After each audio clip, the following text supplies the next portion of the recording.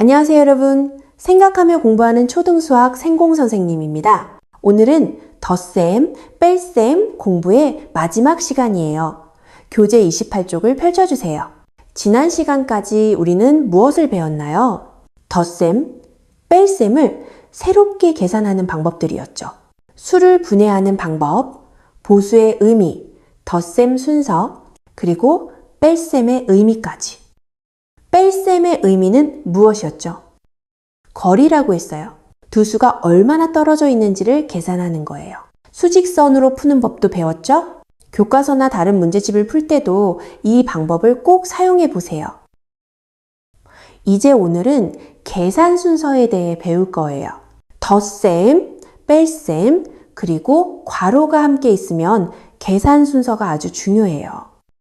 왜 중요할까요? 어떤 숫자부터 먼저 계산하느냐에 따라 답이 달라지기 때문이에요.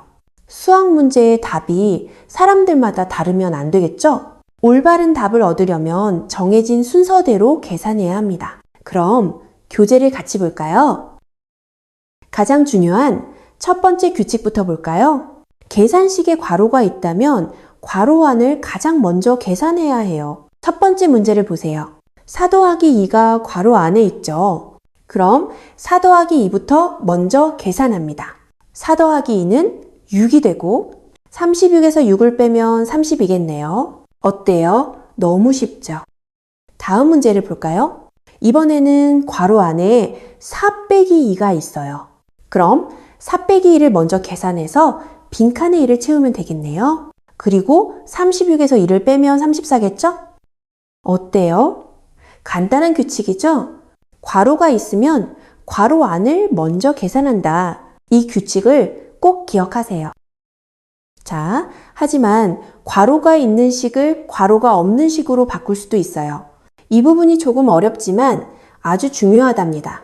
중학교에 가게 되면 괄호가 있는 식을 괄호가 없는 식으로 바꿔서 푸는 경우들이 아주 많아요.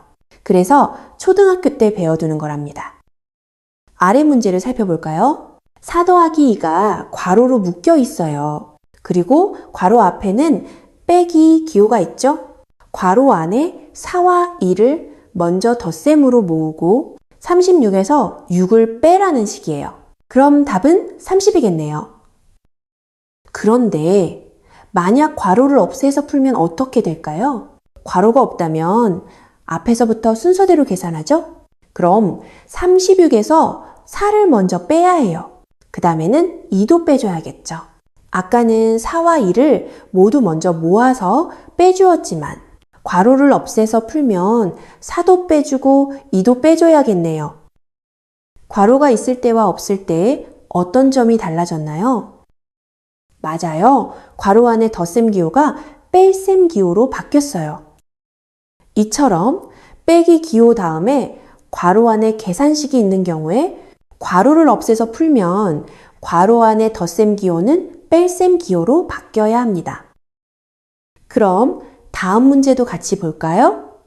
4 빼기 2가 괄호 안에 들어있네요. 그리고 괄호 앞에는 빼기가 붙어 있고요. 36에서 괄호의 값을 빼라는 거겠죠. 그럼 4에서 2를 먼저 빼야 하니까 빈칸에는 2가 들어가야겠죠. 답은 34가 되겠네요. 이번에는 괄호를 없애서 계산해 볼까요? 괄호를 없앨 경우 순서대로 계산해야죠. 36에서 먼저 4를 빼야겠네요. 그러면 32가 됩니다. 그림에서 보면 36에서 4만큼 덜어냈어요. 그래서 32가 됐고요. 이제 맨 뒤에 2는 어떻게 해야 할까요? 원래 괄호가 있을 때에는 4에서 이만큼 먼저 덜어내서 뺐어야 했어요. 그런데 괄호가 없어지면서 앞에서부터 계산하니 4를 전부 빼버린 거예요. 너무 많이 뺐죠. 그래서 이제 이만큼 덜어낸 것들 다시 더해줘야 맞겠죠. 그래야 똑같이 34가 되니까요. 이처럼 괄호 앞에 뺄셈이 붙어 있을 때 괄호를 벗겨내서 계산한다면 덧셈은 뺄셈으로, 뺄셈은 덧셈으로 바꿔서 계산해줘야 해요. 이제 계산 순서의 원리에 대해서는 다 배웠어요. 괄호부터 계산해야 한다는 점, 괄호를 벗겨내서 계산하게 된다면 괄호 앞에 뺄셈이 있는지 확인해야 해요. 그리고 뺄셈이 붙어 있다면 부호를 바꿔줘야겠죠. 이제 다음 페이지로 넘어가서 큰 수로 다시 복습해 볼까요? 괄호가 있으니 괄호 안부터 계산합니다. 22에서 3을 빼면 19, 거기에 2를 더하면 20이 됩니다. 그 다음 120에서 20을 빼면 답은 100이 되겠죠. 이번에는 괄호를 없애서 풀어볼까요? 괄호 앞에 부호는 뺄셈이네요. 이제 부호에 신경 써서 풀어야 해요. 괄호를 없애면 순서대로 계산합니다. 120에서 21을 먼저 빼야겠네요. 그럼 98이 됩니다.